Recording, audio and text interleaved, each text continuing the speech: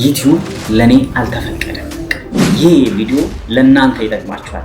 ሞኝ በራሱ ይማራል፣ ብልጥ ግን ከሰው ስህተት ይማራል። በዩቲዩብ ስኬታማና ውጤታማ ሰው መሆን ፈልጋለሁ የምትሉ ካላችሁ ይሄ ቪዲዮ ለእናንተ ይጠቅማችኋል። ሰላም እንዴት ናችሁ ውድ ዩቲዩብ ቤተሰቦቼ? ዛሬ እንግዲህ በአዲስ ቪዲዮ ወደ እናንተ መጥቻለሁኝ።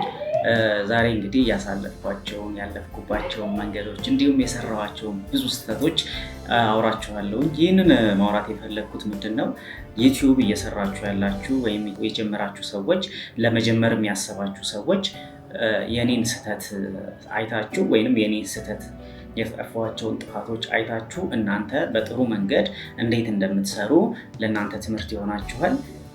ዛሬ እኔ ስህተቶች ነው የምነግራችሁ፣ ያጠፋቸውን እስከዛሬ ያደረኳቸውን ነገሮች፣ እንዴት በዩቲዩብ ሰክሰስ መሆን እንዳቃተኝ ሁሉ ነው የምነግራችሁ። ይህንን ነገር ነግራችሁ እናንተ ደግሞ ስኬታማና ጥሩ ዩቲዩበር እንድትሆኑ በእኔ ባለፍኩበት መንገድ እኔ የሰራኋቸውን ስህተቶች እናንተ እንዳትሰሩ ይጠቅማችኋል ብዬ ነው ያሰብኩት። እስኪ ዛሬ የኔ ስህተቶች ከአንድ ጀምረን ከመጀመሪያ ጀምሮ ዩቲዩብ እንዴት ጀመርኩኝ፣ ምን ስሰራ ቆየሁኝ፣ ከዛ በኋላ አሁን ላይ ደግሞ ያለሁበትን ደረጃ በጠቅላላ አነግራችኋለሁኝ። ቪዲዮአችን መጨረሻ አብራችሁን ቆዩ። ቪዲዮ በጣም ይጠቅማችኋል። ዩቲዩብ መስራት የፈለጋችሁ በዩቲዩብ ስኬታማና ውጤታማ ሰው መሆን ፈልጋለሁ የምትሉ ካላችሁ ይህ ቪዲዮ ለእናንተ ይጠቅማችኋል። እስከ መጨረሻ ድረስ ቪዲዮ ተከታተሉት። ዛሬ እንግዲህ ከመጀመሪያ ጀምሬ ጀምራችኋለሁ። ዩቲዩብ እንዴት ጀመርኩ? ዩቲዩብ በጣም በኢትዮጵያ ውስጥ እኔ በጀመርኩበት ወቅት ብዙ ዩቲዩበር የለም። ምናልባት ያለው ጥቂቶች ናቸው። እኔ እንዲያውም ከወጣቶች ያየሁት አብሬል ሎይቺዲን ያየሁት፣ ከዛ ውጭ አላውቅም። አቤል የወይኗ ልጅ ዜና ይሰራል፣ እሱን አውቃለሁኝ። ከዛ በኋላ እነዛ ሀበሻ፣ ሶደሬ፣ ድሬ፣ ፋና ቲቪ የዛን ሰዓት ብዙም አይደለም፣ 100,000 ሰብስክራይብ ነው ያለው፣ ብዙም አይደለም።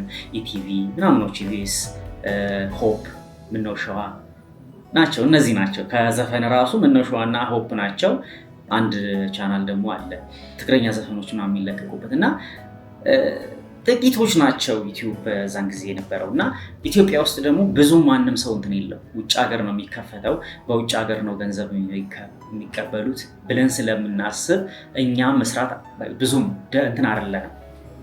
ዩቲዩብ ላይ እናውቃለን። እኔ አብሶ በጣም አውቃለሁኝ። የሶደሬን ቲዩብ ነበር የምሰራው። ሶደሬ ላይ ፊልሞችን ኤዲት እያረኩኝ ሶደሬ ላይ ነበር አፕሎድ ማረገው።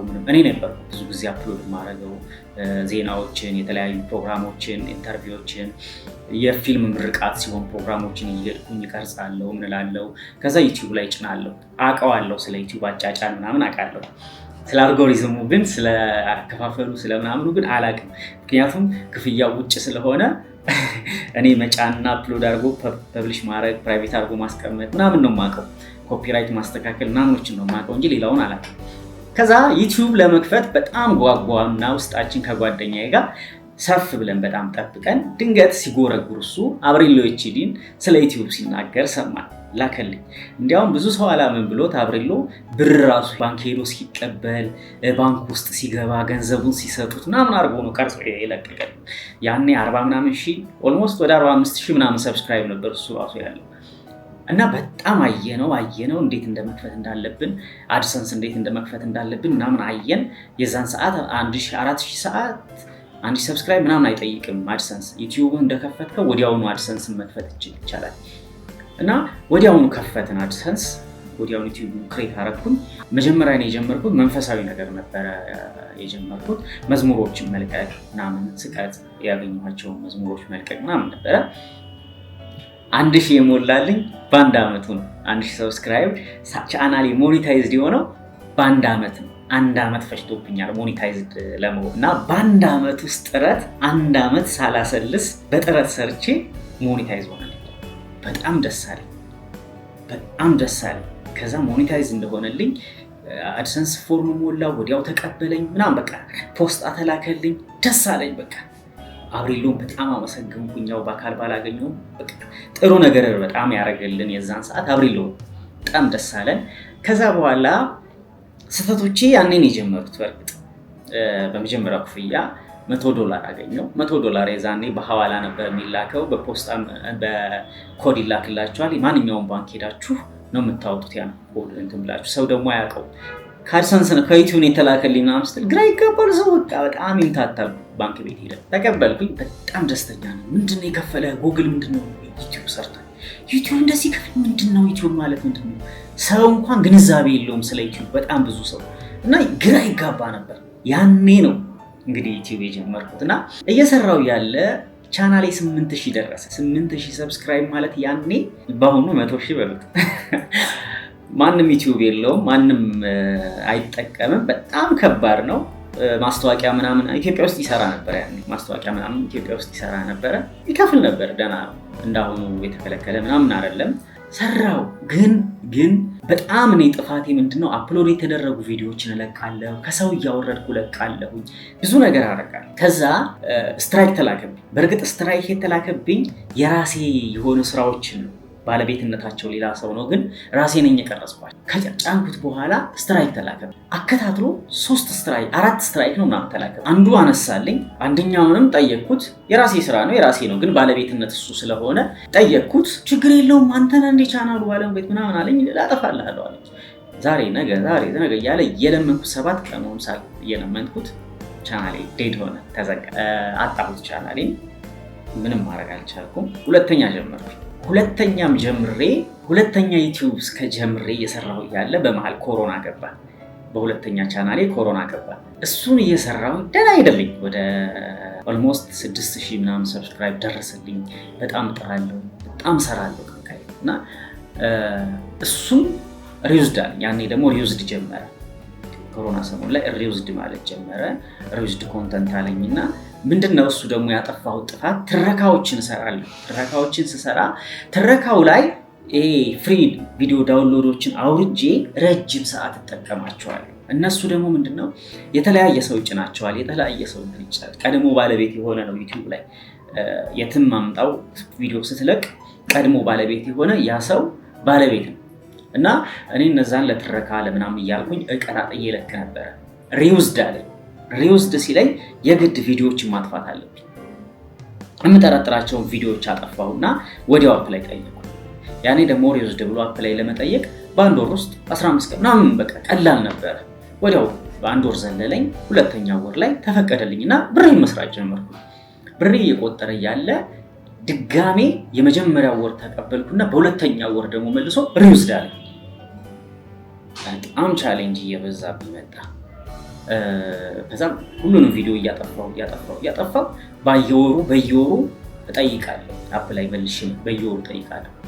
ከዛ በየወሩ እየጠየቅኩኝ ሙሉ ቪዲዮ እያጠፋው መልሼ ለአዲስ ቪዲዮ እየጫንኩኝ አፕላይ መልሼ እጠይቃለሁ። ሰዓት እየሞላው ከዛ ምንም ሊቀበለኝ አልቻለም። እቺ ስለ ቪዲዮ ራስ አውርተህ የምትለቀው ቪዲዮን አልገባችኝ። ደግሞ ብዙም አይለችም ነበር ያኔ።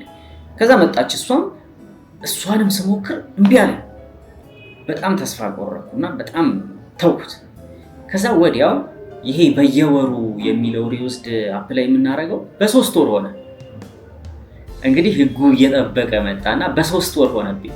በ3 ወር ሲሆን 3 ወር ጠብቄ አፕላይ ማድረግ ጀመርኩ። ከዛ ቻናሌ ኦልሞስት እየሞተ መጣ። እያስጠላኝ መጣ። ከዛ እሱን አስቀመጥኩና ሌላ ሶስተኛ ቻናል ከፈትኩና ወዲያው ሞላልኝ። 2000 ሰብስክራይብ ሞላ። ወዲያው በአንድ ወር ውስጥ መጣልኝ 2000 ሰብስክራይብ። ሰዓትም ሞላልኝ። ምንድነው ከበፊት የነበሩኝን ፊልሞች ምናምን መለቃቸውን ቻናሉ ሲዘጋ ቻናሉ ሪዩዝድ ሲለኝ የደለትኩትን መልሼ ነው እዚህኛው ላይ ደግሞ የጫንኩት። አያችሁት? ሰው ከስተት እየጨመረ ሲመጣ ስተቱን ነው እኔ ያልተረዳሁትም። ስተቴን ነው እየጨመርኩ የመጣሁት እና ያንን በፊት የነበሩትን ቪዲዮዎች አንስቼ መልሼ እዚህኛው ላይ ጭንብላው እና ወዲያው ሞላልኝ ሰብስክራይቡ። ቻናሉ እያደገ በመጣ ሰዓት ምንድነው ያደረኩት? መልሼ አፕላይ ስጠይቅ ይሄኛውም ሪዩዝድ አለ። 3 ቻናል በቃ በዩቲዩብ በጣም ተስፋ ቆረጥኩኝና ዩቲዩብን አውቀዋለሁ። ዩቲዩብ ገንዘብ ይሰጣል፣ ገንዘብ ይከፍላል፣ ለሰራበት ጥሩ ገንዘብ ያስገኛል አውቀዋለሁ። ከዛ በጣም ተስፋ ቆረጥኩኝና ማቆም ጀመርኩ። ያኔ ብዙ ሰው ዩቲዩብ ጀመረ። እነ ዶንኪ ዩቲዩብ ምናምን መጡ። በጣም ብዙ እየመጡ ሲመጡ ሰው በጣም ተመልካቹ የበዛ መጣ እና እኔ ደግሞ በዩቲዩብ ተስፋ ቆርጬ በቃ ወደ ፊልሜ ስራ ገባሁኝ። ፊልሞችን ኤዲት ማድረግ፣ ቀረጻዎች ምናምን መስራት ጀመርኩ። ዩቲዩብን አቆምኩ። በቃ ተስፋ ቆርጬ ባለው ሰዓት ድንገት ጓደኛዬ 2 ቻናል ነበረውና 3ኛ ከፈተና አፕላይ ሆነለት። ከዛ ለምን ይሄን 2ኛውን ቻናል አልሸጥልህም? በቃ ስራ እየሰራ ያለ ነው፣ ገንዘብ እየሰራ ያለ ስለሆነ ልሽጥልህና ስራ አለኝ። እሺ የሰው ዩቲዩብ ከምሰራ ለሰው ኤዲት እያደረኩ ቪዲዮ ከምሰራ የራሴን ቪዲዮ ብሰራ ይሻላል ብዬ እሱን ገዛሁት። በ2 ወር ክፍያ ተነጋገርንና ወደ 6000 ምናምን ሰብስክራይብ ነበር። ያኔ ደግሞ ዩቲዩብ በጣም ውድ ነበረ። ገዛሁት፣ ከፈልኩኝ፣ ክፍያውን ጨረስኩና ቪዲዮ ፋይሉን ከተቀበልኩ በኋላ አሁንም ስተቴን ነው የበፊት የለቀቁትን ፊልም ነበረ ፋይሉ ሪዩዝድ ያለኝ። በቃ ይሄ ቻናል እየሰራ ያለ ነው፣ እየቆጠረ ያለ ነው፣ ምንም ጥፋት የለበትም በቃ አልኩና ያን ቪዲዮ አመጣውና ጫንኩት። ስጭነው ጥፋቴን ይውልኝ አንድ ቪዲዮ ለቀቅኩኝ። ቪዲዮ የተጫነ ቪዲዮ ነው። ከዲስ ቲቪ ላይ ሪከርድ አደረኩና ለቀቅኩት። ከዲስ ቲቪ ላይ ስለቅ ዩቲዩብ ላይ የለም። ግን ምን ሆነ?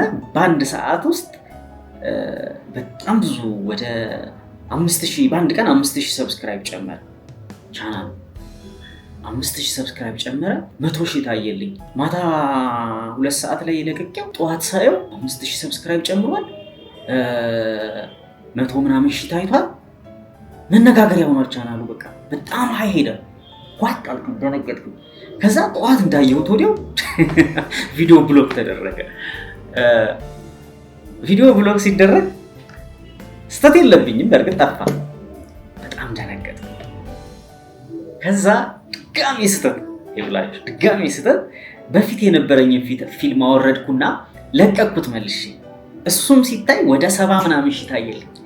እንግዲህ በጣም አስቡት፣ 70 ሺህ ታየልኝና ቻናሉ ሄደ። 18000 ሰብስክራይብ ገባ። የገዛሁት 6000 ሰብስክራይብ ነበር እና በጥቂት ቀናት ውስጥ 18000 ገባ። አሁንማ አሪፍ ሆነልኝ ምናምን እያልኩኝ ብር ደህና ቆጠረና ይብላችሁ ክፋቱ ብሩንም ሳልቀበል ሪዩዝድ አለኝ። ሪዩዝድ ሲለኝ እኔ ምንድነው የሰራው ስህተት?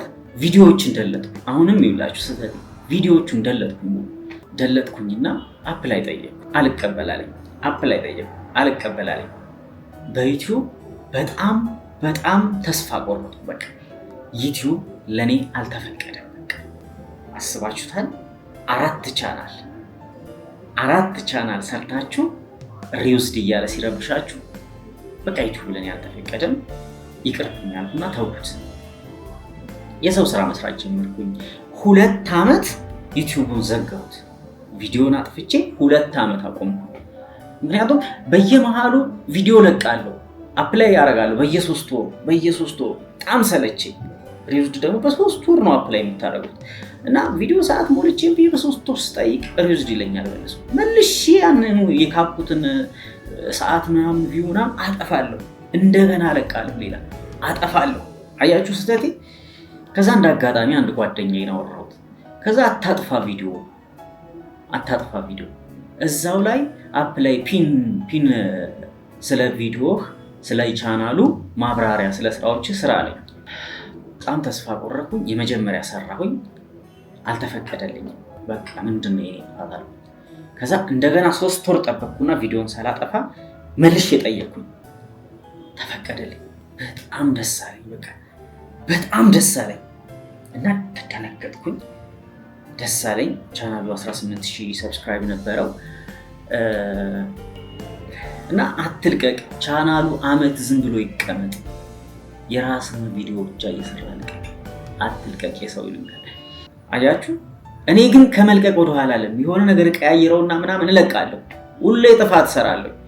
ከዛ በኋላ በስንት አመቴ ሰራልኝ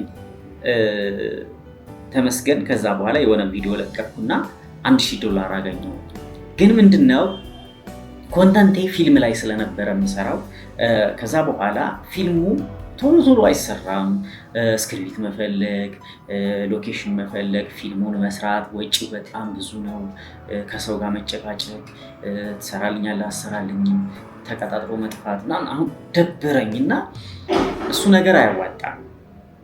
ለምን ወደ ብሎግ አልገባም ብዬ ዳይሬክት ኮንተንቴን ወደ ብሎግ ቀየርኩት። አሁን ብሎግ ሳረገው ሙሉ ካታጎሪው አልጎሪዝሙ ስለቀየርኩት ቪው ጠፋ። አሁን የሚታይልኝ 30፣ 40፣ 50 ተመስገን ነው። ምክንያቱም በዩቲዩብ ገንዘብ እንደሚገኝ አውቃለሁኝ። ሰው ብዙ ገንዘብ እንደሚሰራ አውቃለሁ። ምክንያቱም በዙሪያ ያሉ ሰዎች የሚሰራላቸው ስራ ማገዛቸው ሰዎች በዩቲዩብ እየተጠቀሙ ገንዘብ ያገኛሉ፣ ብር ያገኛሉ። ስለዛ አያለሁ።